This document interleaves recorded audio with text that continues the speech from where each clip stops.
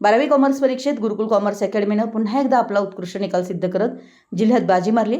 अकॅडमीची विद्यार्थिनी आदिती बाहेती हिनं 97.67% गुणांसह जिल्ह्यात प्रथम क्रमांक पटकावलाय। तसेच अकॅडमीचा विद्यार्थी हर्षवर्धन साळोखे यानं 96.67%, तर तोरल पटेल हिनं 93.50% गुण मिळवत उल्लेखनीय यश संपादन केले।